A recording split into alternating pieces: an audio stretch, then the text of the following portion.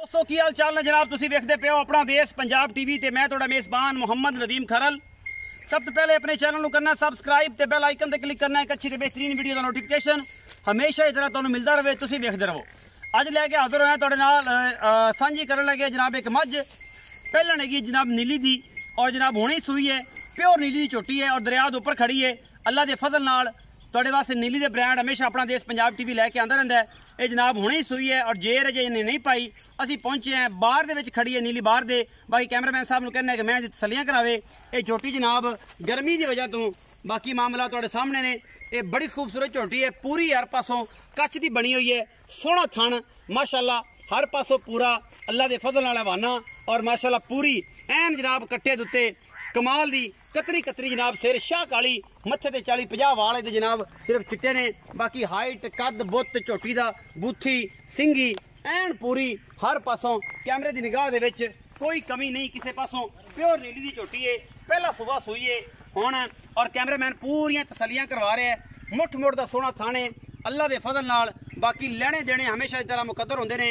अपना देश पंजाब टीवी तुहाडे वास्ते दुनिया के खूबसूरत और तरीन जानवर लैके हाजिर होंदा रहिंदा है। ये हुणे सूई है, बिल्ली आंदे ने पता नहीं इन्हें बच्चा लिया कि नहीं लिया। ये तुहाडे सामने बच्चे ते रिंग के चढ़ी फिरदी जनाब, रिंग के।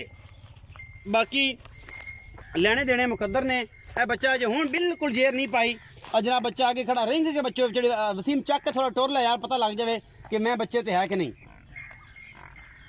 है तुहाडे सामने जी अल्लाह के फजल नाल कोई वादा घाटा किसी किस्म का कोई नहीं। बड़ी चंगी और सऊ ते असील है, पहलन निकली है। ये जे नीली च कट पैदा होंदियां ने और नीली बाहर दे विच तुहाडा वीर नदीम खरल हमेशा तुहाडे वास्ते नीली दे ब्रांड लैके आउंदे। पिछे दे कट्टा जी सजरी सूई है, हुणे जेर अजे इन्हें नहीं पाई।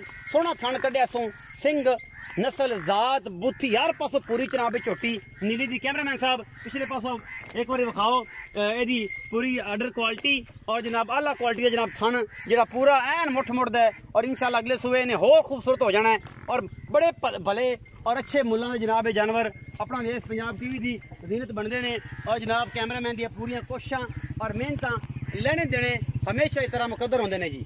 आओ जी भाई वसीम अब्बास, अस्सलाम वालेकुम। वालेकुम सलाम। वसीम की हाल चाल है? ठीक ठाक जी। ठीक ठाक। बच्ची मैं सूई है पहले ने दूजे ने? पहले ने जी।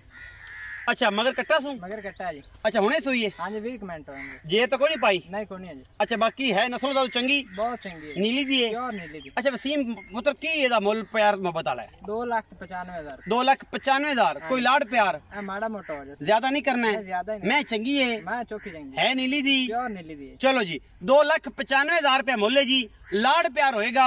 बाकी जनाब जेड़ा सज्जन आवे असीं थण पास करावांगे बस, इस तो बाद कोई गारंटी नहीं। दुध 16 किलो कर जाए, ये 32 किलो कर जाए, ये 28 किलो कर जाए, ये तुहाडे नसीब ने। ये 13 किलो तो 14 किलो आराम ना करने वाली जेड़ा इहदा दिल है, जेड़ा इहदा खून है, जेड़ी इहदी पित्त है। बाकी लेने देने मुकद्दर होंदे ने।